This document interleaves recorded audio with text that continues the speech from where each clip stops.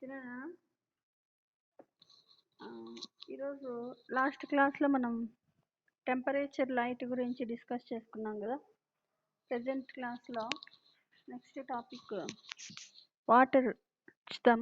Water introduction చూడండి.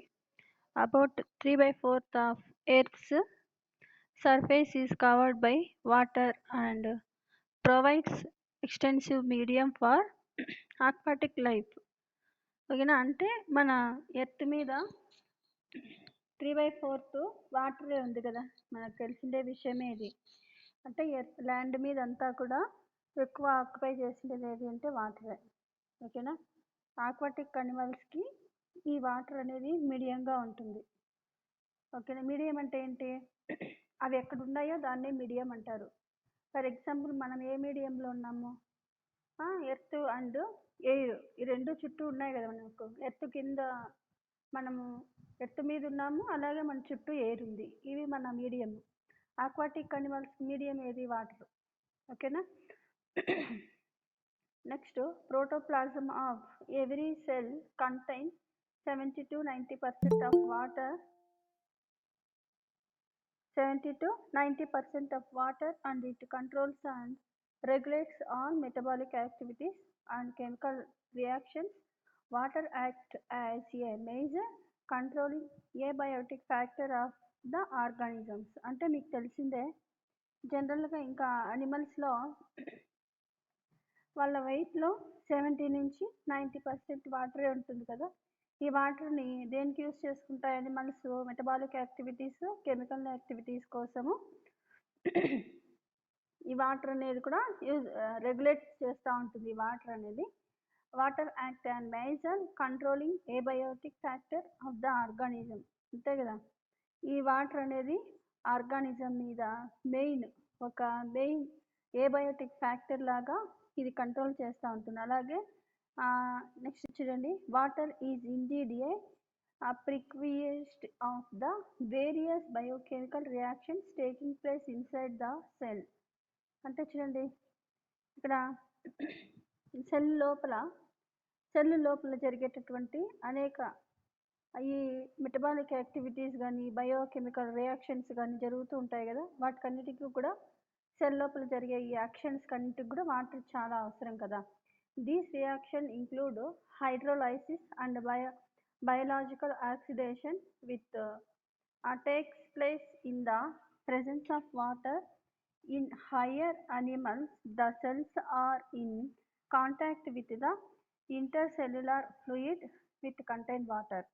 అంటే చూడండి నాన్న, ఇంకా ఇక్కడ కొన్ని reactions, chemical reactions, main hydrolysis, ఇలా ఆక్సిడేషన్, ఇవి జరగడం వల్ల కూడా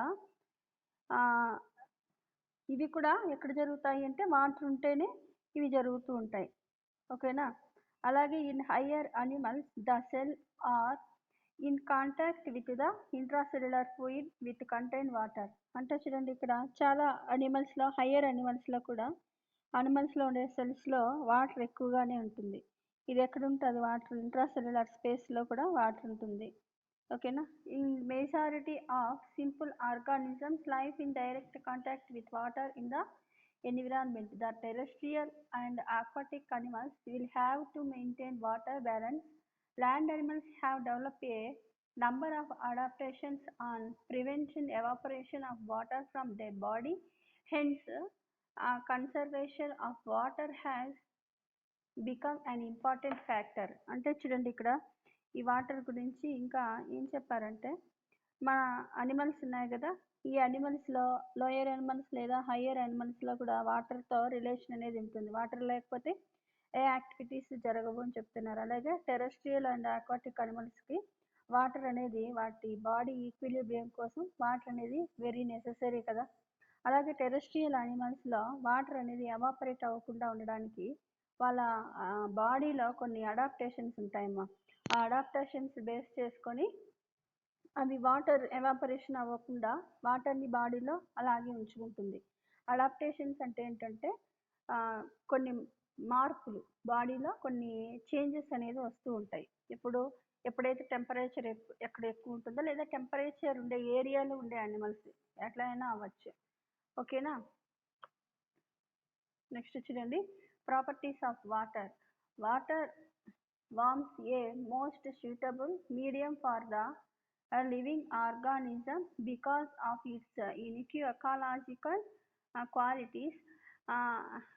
Henderson in this book, the 15th of environment, has discussed the unique qualities of water. Some of them are given below. అంటే ఇక్కడ చూడండి, ఇంకా వాటర్ గురించి, వాటర్ అనేది చాలా అవసరం అనేసి, వాటర్ అనేది చాలా అనిమల్స్కి మీడియం లాగా ఉందనేసి.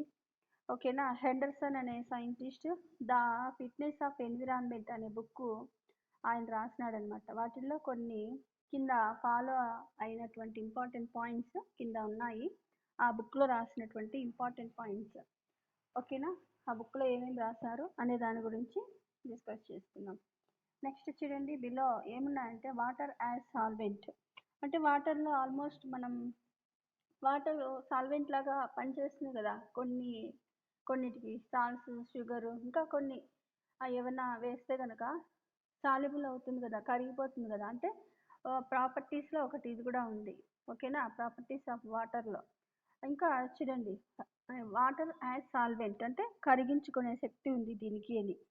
ఓకేనా. Water is a good solvent when compared with other liquids. Water contains many minerals and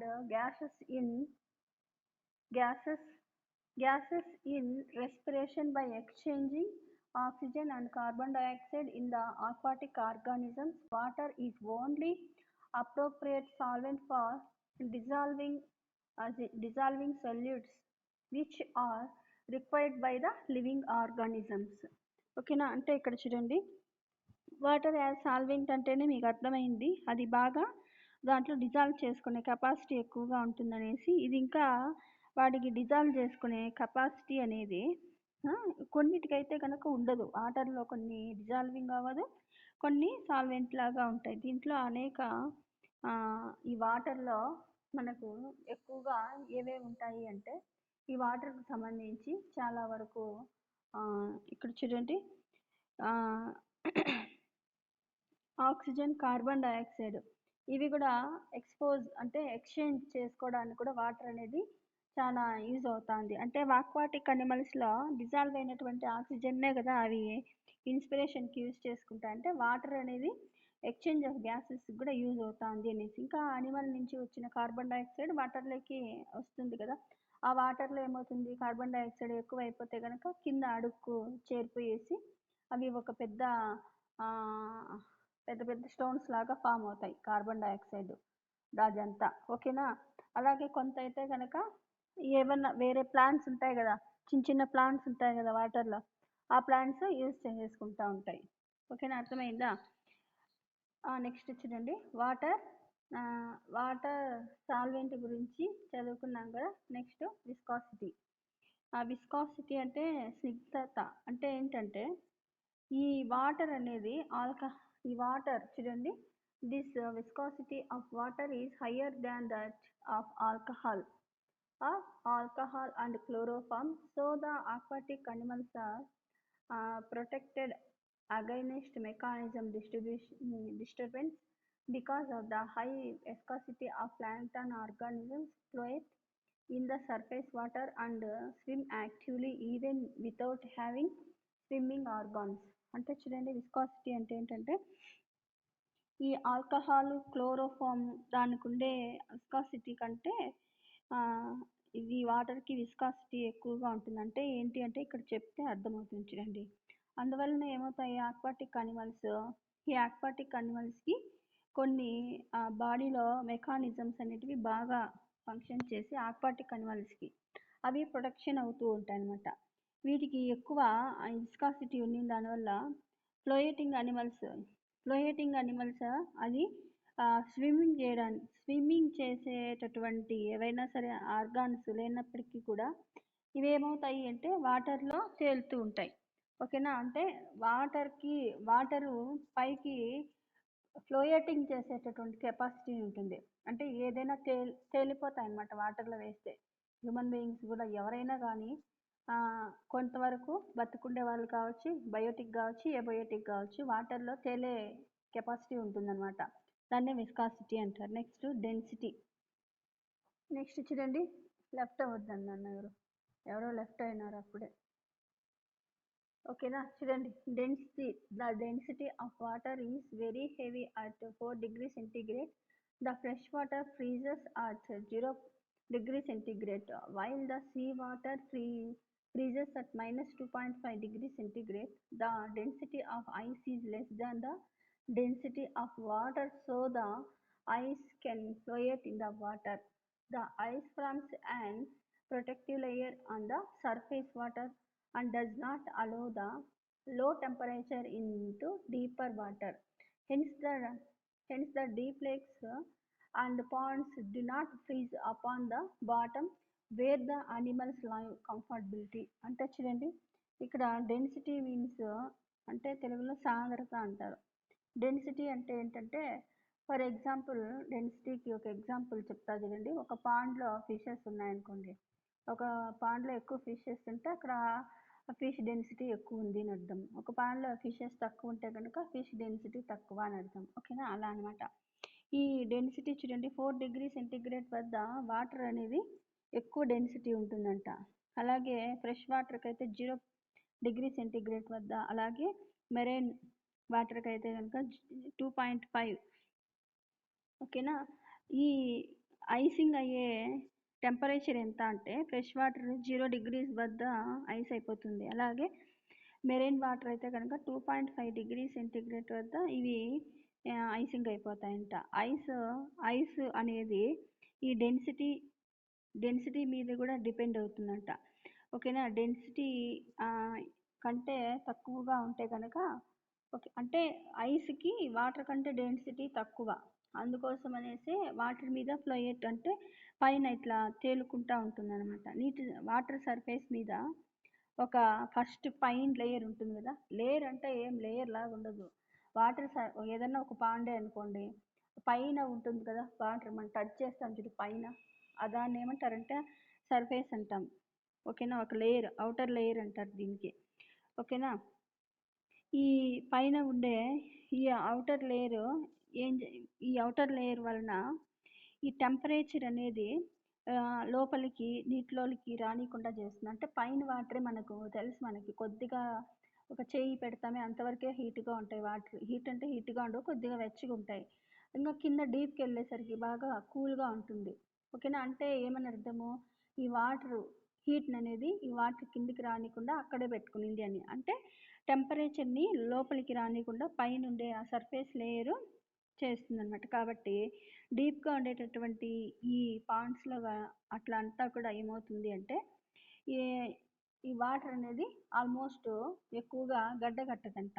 ఒకవేళ కూల్నెస్, ఆ హీట్ అనేదే కాదు, కూల్ కూడా పైనే కదా ఫస్ట్ వెళ్ళేది.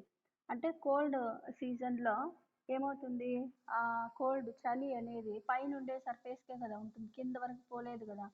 ఎందుకంటే సర్ఫేస్లో ఉండే లేయర్ అనేది కిందకు పోనీకుండా ప్రివెంట్ చేస్తూ ఏదైనా కావచ్చు, టెంపరేచర్ కావచ్చు, కోల్డ్ కావచ్చు, ఇంకేదన్నా కావచ్చు.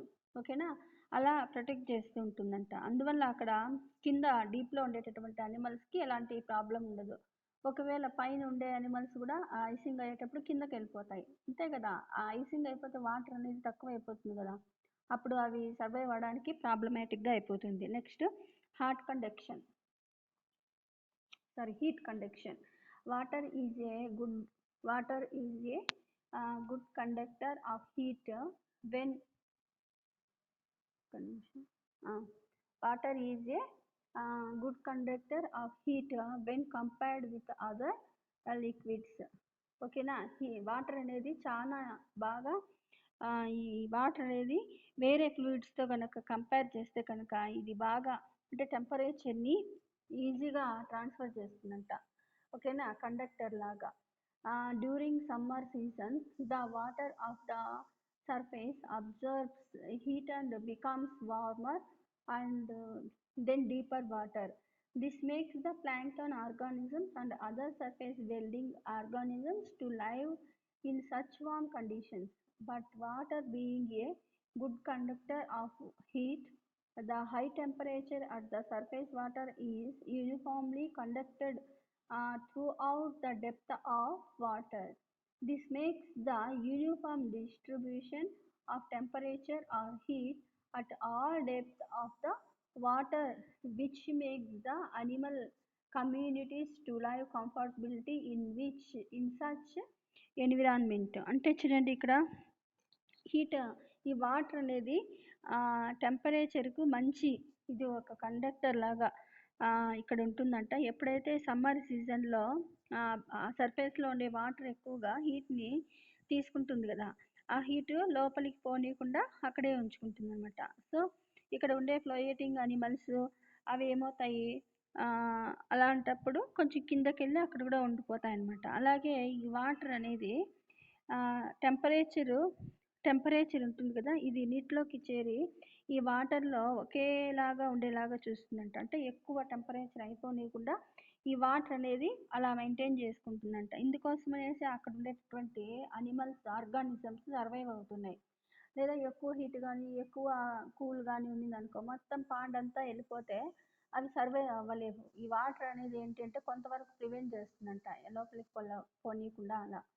ఓకేనా. salinity, the salinity of water is defined as the total amount of solid material in grams contained in 1 kilogram of water.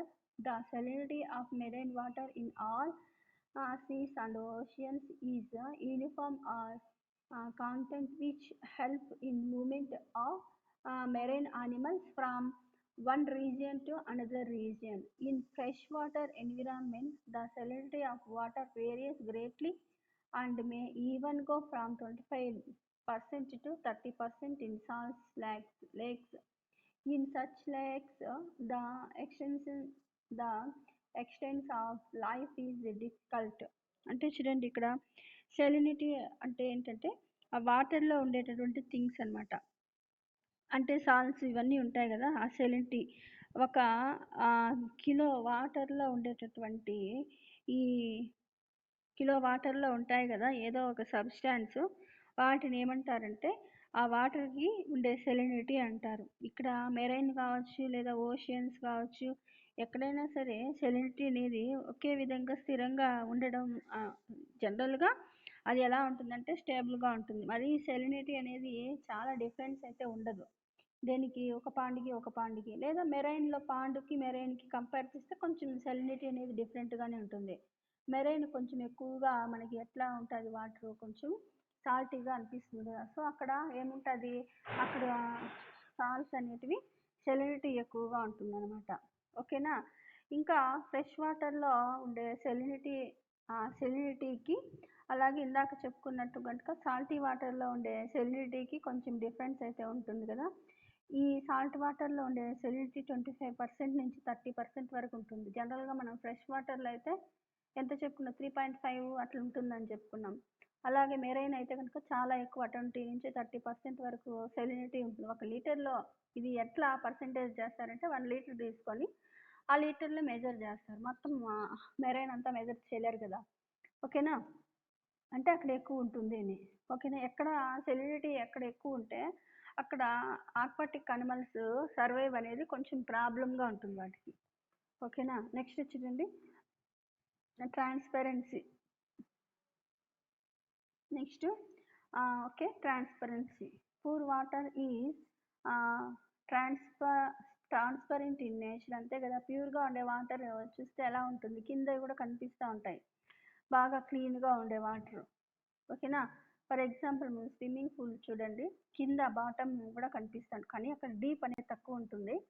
కానీ ప్యూర్గా ఉండే వాటర్ కొంచెం ట్రాన్స్పరెన్సీగా ఉంటుంది అనమాట. Transparency of water is affected by the suspended impurities with as limiting factor or destruction of aquatic organisms. అంటే ఇక్కడ చూడండి transparency అంటే ఏంటంటే క్లీన్ వాటర్ అనేది బాగా ట్రాన్స్పరెన్సీగా ఉంటుంది. ఈ వాటర్లోకి చేరినటువంటి ఏమైనా ఇంప్యూరిటీస్ చేరుతాయి కదా, అప్పుడు ఏమవుతుంది, ఈ ట్రాన్స్పరెన్సీ మీద ఎఫెక్ట్ అవుతుంది. ఇవన్నీ లేనటువంటిది బాగా క్లీన్గా ట్రాన్స్పరెంట్గా ఉంటుంది. ఇంప్యూరిటీస్ ఉండేటటువంటి వాటర్ ఈ ట్రాన్స్పరెన్సీ అనేది ఉండదు అని అర్థం. ఓకేనా. వాటర్లో ఉండేటటువంటి ఆక్వాటిక్ అనిమల్స్కి ఈ ఇంప్యూరిటీస్ ఉండే వాటర్ కొంచెం ప్రాబ్లమాటిక్గా ఉంటుంది వాటి లైఫ్కి. ఓకేనా. అలాగే నెక్స్ట్ చూడండి. A light is necessary for the aquatic plants to carry out photosynthesis to prepare their own food material. Aquatic animals move in the presence of light. Penetration of light into the water depends upon the angle of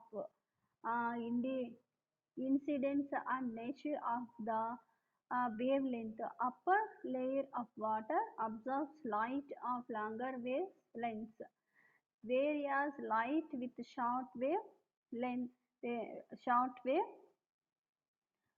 length can penetrate into the depth of 1600 meters.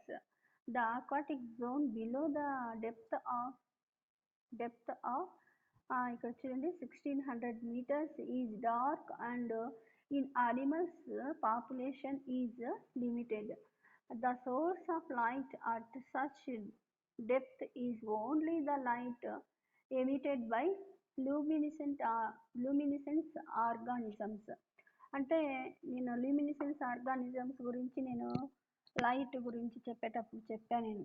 అంటే ఇక్కడ ఏం జరుగుతుంది అంటే చూడండి, వాటర్ని plants అనేటివి వాటర్ని use చేసుకొని లైట్ని యూజ్ చేసుకొని ఫోటోసింథసిస్ చేసుకుంటాయి కదా. ఓకేనా. అలాగే లైట్ ఉంటేనే వాటి మూమెంట్స్ కూడా నేను నిన్న చెప్పా, నెగిటివ్ పాజిటివ్ మూమెంట్స్ అని ట్యాక్సిస్ అనేసి, నెగిటివ్ ట్యాక్సిస్ పాజిటివ్ ట్యాక్సిస్ అని. నెగిటివ్ ట్యాక్సిస్ మీన్స్ ఏంటి, లైట్కి నేరుగా మూమెంట్ ఉండడం. అలా లైట్ మీద బేస్ అయ్యి కూడా మూమెంట్ చాలా అనిమల్స్లో ఉంటుంది. అలాగే ఇక్కడ ఉండేటటువంటి లైట్ అనేది, ఈ లైట్ ఎక్కడైతే ఈ సర్ఫేస్ మీద ఉంటుంది కదా, లైట్ పడుతుంది కదా, వాటర్ సర్ఫేస్ మీద. అలాగే ఇక్కడ చూడండి 1600 meters ఏవి aquatic below deep it penetrates 1600 meters in dark and animal population అని చెప్పుకున్నాం కదా. అంటే ఇక్కడ 1600 మీటర్ లోతు ఉండేటటువంటి, అంటే డీప్లో ఉండేటటువంటి అనిమల్స్ ఎలా ఉంటాయి, చూడ్డానికి ఎలా ఉంటాయి, అసలు కనపడవు. అక్కడ ఉండే ఏరియా డార్క్గా ఉంటుంది కదా. ఓకేనా. డార్క్గా ఉంటుంది కదా. అక్కడ ఎక్కువ ఎక్సెస్గా అనిమల్స్ కూడా ఉండలేవు. కొద్దిగా స్మాల్ అమౌంట్లో మాత్రమే అనిమల్స్ ఉంటాయన్నమాట. కానీ అక్కడ డీప్లో ఉండే అనిమల్స్కి ప్రాబ్లం ఉంటుంది, ఏది లైట్ దొరకదు. లైట్ దొరకకపోతే ఒక్కొక్కసారి అవి ఫుడ్ని కూడా ప్రిపేర్ చేసుకోలేవు కొన్ని అనిమల్స్.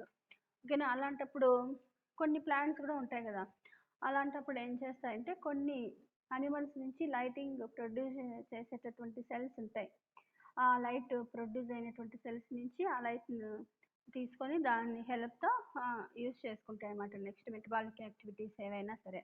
ఇలా లైట్ని ప్రొసెస్ చేసే ఈ అనిమల్స్ని ఉండేటటువంటి ఆ క్యారెక్టర్ని ఏమంటారంటే బయోల్యూమినిసెన్స్ అంటారు. అలా చేయడాన్ని బయోల్యూమినిసెన్స్ అంటారు. ఓకేనా. నెక్స్ట్ సర్ఫేస్ టెన్షన్ చూడండి. Surface tension is defined as the lateral attraction amongst the molecules of water by which they are held together. Water has the highest surface tension than any other common substances except mercury. The high surface tension of water results in the formation of vacuoles within the cells and outside to the cells. It also helps in movement of water into the organisms and also movement of water through the organism surface. The surface tension is also responsible for the rise of groundwater into the soil. అంటే చూడండి, ఈ water molecule ఉంటాయి కదా, ఈ water molecule అనేది ఈ water మాలిక్యూల్కి కొంత attraction చేసే కెపాసిటీ కూడా ఉండేసి అట్రాక్షన్ ద్వారా ఏమవుతాయి అంటే ఈ వాటర్లో ఉండేటటువంటి మాలిక్యూల్స్ బైండ్ అవుతాయి. ఓకేనా? ఈ ఇక్కడ బైండ్ అయిన తర్వాత ఇక్కడ చూడండి, ఈ మెర్క్యూరీ కాకుండా మిగిలిన అన్ని ఫ్లూయిడ్స్ కూడా ఈ వాటర్లో బైండ్ అయ్యే కెపాసిటీ ఉంటుందంట, మెర్క్యూరీకి మాత్రము ఉండదంట. ఓకేనా? మరి సెల్స్ ఉంటుంది కదా, బాడీ సెల్స్, ఆ సెల్స్ బయట అవుట్ సైడ్లో చిన్న చిన్న వ్యాక్యూల్స్ కూడా ఫామ్ అయ్యడానికి దారితీస్తాయంట. అంటే బాడీలోకి వాటర్ వెళ్తాయి కదా, ఈ వాటర్ లోపలికి వెళ్ళినప్పుడు అక్కడక్కడ మనము వాళ్ళకి సిస్ట్లు అంటూ ఉంటాం చూడండి, అట్లా చిన్న చిన్న ఈ వ్యాక్యూల్స్ కూడా ఫామ్ అవుతూ ఉంటాయంట. ఇందువలన ఏమవుతాయి, వాటర్లో ఉండేటటువంటి వాటర్ ఎలా ఉంటుంది, అంటే యానిమల్ లోపలికి బయటికి పోవడానికి వాళ్ళ బాడీ అలా మాడిఫై అయి ఉంటుంది ఆక్వాటిక్ యానిమల్స్లో. ఓకేనా? అలాగే ఎర్త్ లోపల ఉండేటటువంటి వాటర్ ఉంటుంది కదా, భూగర్భ జలాలు అంటారు కదా వాటిని, అంటే సాయిల్ లోపల కూడా వాటర్ ఉంటుంది కదా, ఆ వాటర్ పెరగడానికి కూడా ఈ సర్ఫేస్ టెన్షన్ అనేది చాలా మెయిన్ అనమాట. సర్ఫేస్ టెన్షన్ అనేది చాలా ఇంపార్టెంట్ రోల్ని చేస్తుంది అనమాట ఇది. Next thermal property. Water has high specific and latent heat. These two are responsible for minimizing the range of temperature changes. అంటే థర్మల్ ప్రాపర్టీ అంటే ఇక్కడ థర్మల్ ప్రాపర్టీకి ఏంది, ఉష్ణధర్మం. థర్మల్ ప్రాపర్టీ చూడండి, ఈ వాటర్కి ఉండేటటువంటి హై స్పెసిఫిక్ లాటెంట్ హీట్ అంటుందమ్మా. These two are responsible for minimising the range of temperature changes. ఇవి ఏం చేస్తాయి అంటే ఈ రెండు ఈ టెంపరేచర్ని తగ్గించడానికి, అంటే వాటర్లో టెంపరేచర్ వెళ్తే తగ్గుతుంది కదా వాటర్ టెంపరేచర్ అనేది, అలా టెంపరేచర్ తగ్గించి అనిమల్స్ సర్వైవ్ అవ్వడానికి ఇవి హెల్ప్ చేస్తాయంట. Specific heat. Okay, specific heat చూడండి, ఇది is the number of calories required to increase the temperature of substance through 1 degree centigrade. Because of high specific heat, the water would be able to withhold large amount of heat with slight variations of temperature. The surface water can receive large amount of heat and gives out to the surrounding atmosphere without any appreciable changes in temperature. Thus the high specific heat of water helps in maintaining the thermal stability of water. అంటే ఈ surface heat చూడండి, ఈ surface heat అంటే ఏదైనా ఒక substance ఉంటే కనుక దానికి ఒక సెంటిగ్రేడ్ ఏదైనా ఒకటి ఉన్నిందనుకో, ఒక పదార్థం కానీ ఏదైనా ఒక సబ్స్టాన్స్ కానీ ఉందనుకో, దానికి 1 డిగ్రీ సెంటిగ్రేడ్ టెంపరేచర్ పెరగడానికి యూజ్ అవుతాయి కదా కెలోరీస్, దాన్ని ఏమంటారంటే స్పెసిఫిక్ హీట్ అంటారు. ఈ వాటర్కి ఎక్కువ స్పెసిఫిక్ హీట్ ఉండడం వల్ల ఏమవుతుంది, టెంపరేచర్లో స్లైట్గా డిఫరెన్సెస్ అనేటివి వచ్చినా కూడా ఇవి ఎక్కువగా ఈ వాటర్ ఎక్కువగా ఈ టెంపరేచర్ని స్టోర్ చేసుకునే కెపాసిటీ ఉంటుంది. అందుకే సర్ఫేస్లో ఉండేటటువంటి వాటర్లో ఎక్కువ టెంపరేచర్ ఉంటుంది. అలాగే ఎన్విరాన్మెంట్లోకి అది ఏం చేస్తుంది, ఆ టెంపరేచర్ని మళ్ళీ పంపించేస్తుంది. అందువలన ఏమవుతుంది, టెంపరేచర్లో అంత వేరియస్గా డిఫరెన్సెస్ అనేటివి రావన్నమాట. ఈ విధంగా ఈ స్పెసిఫిక్ హీట్ అనేది ఏమి చేస్తుంది అంటే, ఈ స్పెసిఫిక్ హీట్ అనేది వాటర్ హీట్ని స్టేబుల్గా ఉండడానికి హెల్ప్ చేస్తూ ఉంటుందంట. Next latent heat.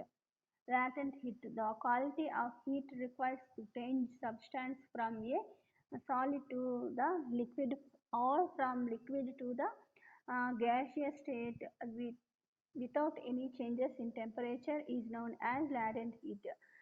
The property of high latent heat of water has got a great ecological significance. The temperature of wastewater can drop only up to 0 degree centigrade, where water freezes to ice.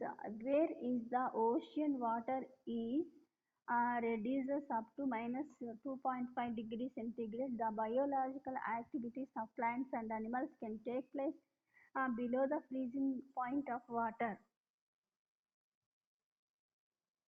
ఓకేనా?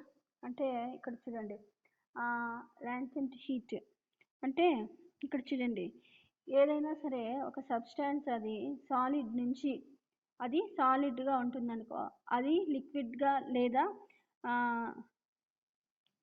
లిక్విడ్గా change అవ్వడానికి, అంటే solid నుంచి లిక్విడ్కి change అవ్వడానికి, అలాగే liquid నుంచి గ్యాసెస్గా change అవ్వడానికి ఏమి main కారణము? టెంపరేచరే మెయిన్. టెంపరేచర్లో డిఫరెన్సెస్ ఉంటేనే సాలిడ్ లిక్విడ్గా అవుతుంది, లిక్విడ్ గ్యాసెస్గా చేంజ్ అవుతుంది అనమాట. ఇలాంటి టెంపరేచర్ని ఏమంటారంటే, ఇలాంటి స్పెసిఫిక్గా ఒక క్యారెక్టర్ ఉంటుంది కదా టెంపరేచర్కు, దాన్ని ఏమంటారంటే లాంటెంట్ హీట్ అంటారు. వాటర్కి ఉండే లాంటెంట్ హీట్ వల్ల ఇది ఎక్కువగా యూజ్ అవుతుంది అనమాట, ఈ హీట్ ఇలా ఉండిన దానివల్ల. ఓకేనా? ఫ్రెష్ వాటర్ 0.0 సెంటీగ్రేడ్స్ కనుక వస్తే ఇది ఏమవుతుంది? ఐస్గా చేంజ్ అయిపోతుంది. అలాగే మెరైన్ వాటర్ అయితే కనుక -2.5 సెంటీగ్రేడ్ వద్ద అయితే కనుక ఐస్ అవుతుంది అనమాట. ఇలా నీరు ఐస్గా అయిపోయేటటువంటి టెంపరేచర్ కన్నా తగ్గినా కూడా ఏమవుతుంది? ఈ ప్లాంట్స్, అనిమల్స్ వాటి మెటబాలిక్ యాక్టివిటీస్, కెమికల్ నేచర్ అనేటివి జరుపుకుంటాయి. ఏంటివి? ఈ టెంపరేచర్ కన్నా కొంచెం తక్కువ ఉంటాయి, అంటే 0.0 డిగ్రీ సెంటీగ్రేడ్ కన్నా కొంచెం ఎక్కువ, -2.5 డిగ్రీస్ కంటే తక్కువ, ఇలా కన్నా జరిగినాయనుకో టెంపరేచర్ చేంజెస్, అప్పుడు అందరికీ యూజ్ అవుతుంది అనమాట వాటర్ అనేది. Hard and soft water. Hard water does not give foam with soap since it contains soluble salts and calcium and magnesium in the form of chloride, sulfate and bicarbonate. When these salts are absent, the water is called soft water. అంతే కదా, మనకు తెలుసు soft water, hard water ఎలా ఉంటుంది అనేసి. ఏవైనా సరే hard వాటర్లో ఎక్కువగా calcium chloride, calcium sulphate, calcium bicarbonates, అలాగే sodium chloride, sodium sulphate, sodium bicarbonates ఇవన్నీ ఉంటాయి. ఓకేనా? ఇవన్నీ ఉండిన దానివల్ల అది హార్డ్గా కనిపిస్తుంది. ఇంకా సోప్తో మనం ఏదన్నా సోప్ పెట్టినా కానీ లేదా బట్టలు సోప్ వేసినా కానీ నొరగా అనేది రాదు. ఎందుకు? ఇవన్నీ ఉండిన దానివల్ల. ఇవన్నీ ఉన్నాయి కదా, ఇలా ఉన్నాయి కదా ఇవన్నీ, ఇవి కన్నా తీసేస్తే అది ఏమవుతుంది? సాఫ్ట్ వాటర్గా అవుతుంది. ఓకేనా? సాఫ్ట్ వాటర్గా చేంజ్ అయిపోతుంది. ఇక్కడ చెప్పినటువంటి కాల్షియం, మెగ్నీషియం, వీటి క్లోరైడ్స్, సల్ఫేట్స్, బైకార్బోనేట్స్ కన్నా రిమూవ్ చేస్తే అవి ఏమవుతుంది? సాఫ్ట్ వాటర్గా అవుతుంది. అది అన్నిటికీ యూజ్ అవుతుంది అనమాట, అన్నిటికీ యూజ్ చేసుకోవచ్చు. The hardness of water is 2 types, temporary hardness and permanent hardness. అంటే హార్డ్ వాటర్ని మళ్ళీ 2 టైప్స్గా డివైడ్ చేయొచ్చు. టెంపరవరీ అంటే కొద్దిసేపు ఉంటుంది, మళ్ళీ మనం ఏదన్నా వాటికి మెథడ్స్ ఏదన్నా చేస్తే కనుక అది మళ్ళీ సాఫ్ట్ వాటర్గా అయిపోతుంది. కొన్ని పర్మనెంట్ హార్డ్ వాటర్స్ అంటే ఇది ఏం చేసినా కానీ చేంజ్ అవ్వదు అనమాట, అలాంటివి ఉంటాయి. చూడండి, the presence of bicarbonates of calcium and magnesium is responsible for temperature hardness water. ఓకేనా? హార్డ్నెస్కి మెయిన్ ఏంటి అంటే bicarbonates of calcium and magnesium, అంటే మెగ్నీషియం బైకార్బోనేట్, కాల్షియం బైకార్బోనేట్ ఇవి ఉండడం వలన వాటర్కి హార్డ్నెస్ అనేది వస్తుంది అనమాట. When such water is boiled, the soluble bicarbonates are converted into insoluble bicarbonate, converting hard water into soft water. అంటే చూడండి, ఇటువంటి వాటర్ని తీసుకొని హీట్ చేసినామనుకో, సాల్యుబుల్ అయ్యే బైకార్బోనేట్స్ సాల్యుబుల్ కానటువంటి బైకార్బోనేట్స్గా చేంజ్ అయ్యి ఇవేమవుతాయి అంటే ఇవి కొంచెం, అంటే చూడండి వాటర్లో సాల్యుబుల్ అయితేనే కదా వాటర్కి వచ్చింది ఆ ప్రాపర్టీ. ఇప్పుడు ఈ బైకార్బోనేట్ని వాటర్లో ఇన్సాల్యుబుల్ చేసినామనుకో అవి సపరేట్గా ఉండిపోతాయి, అంటే వాటర్లో సాల్యుబుల్ అవ్వవు. అలాంటప్పుడు వాటర్ క్వాలిటీ ఏం తగ్గదు. ఓకేనా? ఇలా చేసినప్పుడు ఏమవుతుంది? వాటర్ని సాఫ్ట్ వాటర్గా చేంజ్ చేయొచ్చు. అలాగే calcium chloride, sulphate, magnesium chloride, sulphate ఇవి కూడా వాటర్కి ఉండేటటువంటి పర్మనెంట్ హార్డ్ వాటర్ రావడానికి ఇవి కూడా మెయిన్ అనమాట. ఇలాంటి వాటిని కొన్ని కెమికల్స్ని యూజ్ చేసి అంటే కెమికల్ రియాక్షన్స్ని చేయడం వలన ఇవి సాఫ్ట్ వాటర్గా చేంజ్ అవుతాయి అన్నమాట. ఓకేనా, సాఫ్ట్ వాటర్గా చేంజ్ అవుతూ ఉంటాయి. నెక్స్ట్ చూడండి, the hard water can be converted into soft water by adding ammonia, borax or trisodium phosphate along with sodium carbonate. అంటే ఇంకా ఈ హార్డ్ వాటర్కి అమ్మోనియా, బోరాక్స్ లేదా ట్రైసోడియం ఫాస్ఫేట్స్, సోడియం ఇవన్నీ కన్నా వాటికి యాడ్ చేసినాం అనుకో హార్డ్ వాటర్ ఈజీగా సాఫ్ట్ వాటర్గా చేంజ్ అయిపోతుందంట. ఓకేనా, ఇప్పుడు ఇందాక చెప్పుకున్నాం కదా ఇవన్నీ దేనికి సంబంధించింది అంటే ఇక్కడ మనము అక్కడ చెప్పుకున్న వాటర్ సాల్వెంట్స్ గురించి చెప్పుకున్నాం. వాటర్లో ఏవి సాల్వెంట్ అవుతాయి, ఆ వాటర్లో ఎలా సాల్వెంట్స్ అయిన దానివల్ల వాటర్కి ఎలాంటి నేచర్ వచ్చింది ఇదంతా. నెక్స్ట్ చూడండి, water problems in different habitant. ఓకేనా,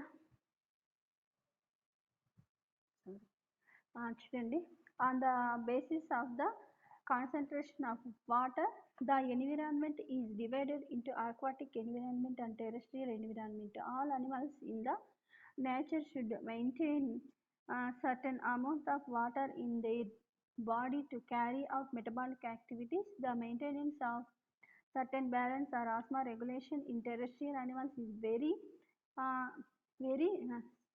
severe because they face evaporation or desiccation of water due to high temperature. Evaporation of water from the animal body is essential to regulate the body temperature, but the animal should not lose large amounts of water which affect the metabolic activities resulting in the death. Lose large amount of water which affect the metabolic activity result in the death of animals. During unfavorable conditions, certain protozoans undergo enhancement to overcome the desiccations of water. Rotifers and roundworms lose the water quickly under unfavorable conditions, but region is lost on the onset of favorable conditions. అంటే ఇక్కడ మనకి ఇక్కడ ఏం చెప్తున్నారంటే చూడండి, present ఇక్కడ దీనికి సంబంధించి water problems in different habitat గురించి చూడండి. మనకు ఎన్విరాన్మెంట్లో దొరికేటటువంటి వాటర్ అనేది ఎక్కడైతే వాటర్ ఉందో అక్కడ ఆ వాటర్ని కొన్ని డివిజన్స్ చేశారనమాట. ఎక్కడైతే మనకి ఎన్విరాన్మెంట్లో న్యాచురల్లో దొరికేటటువంటి వాటర్ ఎలా ఉంటుందంటే అనిమల్స్ వాటిని యూజ్ చేసుకుంటాయి అనమాట. యూజ్ చేసుకొని బాడీలో ఉంచుకుంటాయి. అంతే కదా, మనం కూడా ఇప్పుడు ఫ్రెష్ వాటర్ని తాగుతాము, తాగిన వెంటనే సెల్లో కూడా రిజర్వ్ అవుతాయి కదా. ఓకేనా, దాన్ని ఏం చేస్తాయి మెటబాలిక్ యాక్టివిటీస్ లేదా వాటికి కావాల్సిన యాక్టివిటీస్కి కెమికల్ యాక్టివిటీస్కి యూజ్ చేసుకుంటూ ఉంటాయి. ఇట్లా వాటర్ అనేది సమ్ పర్సంటేజ్లో ప్రతి అనిమల్కి ఉండాలి. నేను చెప్పే 70 to 90% అని. కొన్ని వాటికి 70 నుంచి 80, 80 నుంచి 90 అట్లా డిఫరెన్సెస్ కూడా ఉంటాయి. ఇవి చేంజ్ అవ్వనీయకుండా వాటర్ అనేది తీసుకుంటూ ఉండాలన్నమాట. దీన్ని ఏమంటారు, ఈ ఆస్మా రెగ్యులేషన్ అంటారు. ఓకేనా, ఎక్కడైతే ఎక్కువ టెంపరేచర్ ఉందో అప్పుడు ఏమవుతాయి, ఈ వాటర్ అనేది ఎక్కువగా ఎవాపరేట్ అయిపోతూ ఉంటాయి. అప్పుడు బాడీ నుంచి వాటర్ అనేది తగ్గిపోతుంది. అప్పుడు ఏమవుతుంది, తగ్గిపోవడం వల్ల ఏమవుతుంది, ఈ టెంపరేచర్ అనేది సరిగ్గా ఉండదనమాట. ఈ వాటర్ అనేది ఏం చేస్తుంది అంటే కరెక్ట్గా ఉండింది అనుకో టెంపరేచర్ని కూడా కంట్రోల్ చేస్తూ ఉంటుంది. కానీ ఎక్కువగా వాటర్ కన్నా బయటకు వచ్చేస్తే దాన్ని డీహైడ్రేషన్ అని కూడా చెప్పుకుంటూ ఉంటాం కదా. ఆ డీహైడ్రేషన్ వచ్చి కోమాలోకి వెళ్ళి చనిపోయే అవకాశం కూడా ఉందన్నమాట. ఏవైనా సరే ఫేవరబుల్ కండిషన్స్లో రోటిఫర్స్ అండ్ రౌండ్ వామ్స్ ఏం చేస్తాయంటే ఇవి వాటర్ని తొందరగా వదిలేసి అంటే కోల్పోయేసి లాస్ అయిపోయేసి ఎప్పుడైతే కనుక ఫేవరబుల్ కండిషన్స్ వస్తాయో అప్పుడు మళ్ళీ అవి మళ్ళీ ఫుల్ చేసుకుంటాయి. అంటే అన్ఫేవరబుల్ కండిషన్స్లో పోతాయి, ఎవాపరేట్ అయిపోతాయి. మళ్ళీ ఫేవరబుల్ కండిషన్స్ వచ్చినప్పుడు మళ్ళీ తీసుకొని స్టోర్ చేసుకుంటాయి. ఓకేనా, స్టోర్ చేసుకొని అన్ఫేవరబుల్ కండిషన్స్లో ఇవి దాన్ని యూజ్ చేసేసుకుంటూ ఉంటాయి, దాన్ని వాడుకుంటూ ఉంటాయి. ఓకేనా, ఇంకా ఈ వాటర్కి సంబంధించి water problems in aquatic aquatic environment, water problems in aquatic environment. ఓకేనా, చూడండి.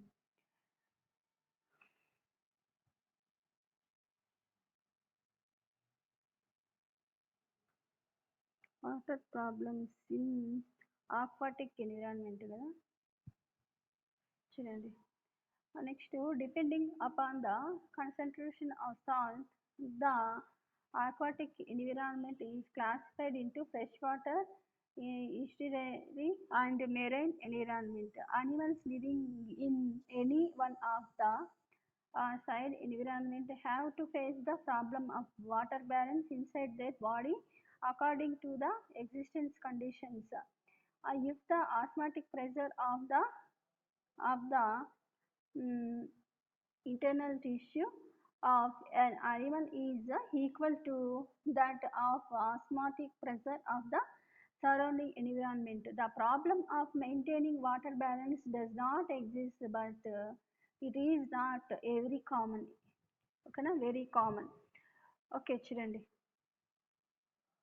నెక్స్ట్, ఇక్కడ water problems in aquatic environment నుంచి చూస్తే కనుక ఈ ఏవైనా ఈ సాల్ట్స్ ఇవి ఉంటాయి కదా, ఇవి ఏమవుతుందంటే ఎక్కువ కాన్సన్ట్రేషన్ అయిందనుకో అప్పుడు ఆ వాటర్ అనేది కొంచెం చేంజ్ అవుతుంది అనమాట. ఇది మంచి నీరు కావచ్చు, అలాగే సాల్ట్ వాటర్, మెరైన్ వాటర్, ఇలా జనరల్గా ఈ సాల్ట్స్ని బేస్ చేసుకొని వాటర్ని ఇలా 3గా డివైడ్ చేసినారు: fresh water, marine water and salt water అనేసి. పైన ఏదైనా సరే అందులో ఉండే ఆర్గానిజమ్స్కు ఈ నీటి నుంచి అంటే వాటర్ నుంచి కావాల్సినటువంటి తీసుకుంటా ఉండి ఈక్విలిబ్రియం, బాడీలో ఉండే కండిషన్స్ని ఈక్విలిబ్రియం చేసుకుంటూ ఉంటుంది కదా. కానీ ఒక్కొక్కసారి ఏమవుతుంది అంటే ఈ సాల్ట్స్ కానీ ఇంకా ఇవి ఏమన్నా చేరి దాంట్లో వాటర్ ప్రెజర్ని కానీ లేదా ఈక్విలిబ్రియం ప్రెజర్ని కానీ చేంజ్ చేస్తూ అలా ఉంటుందన్నమాట. అప్పుడు ఏమవుతాయి, వాటికి కొన్ని ప్రాబ్లమ్స్ అనేటివి వస్తాయన్నమాట. ఓకేనా.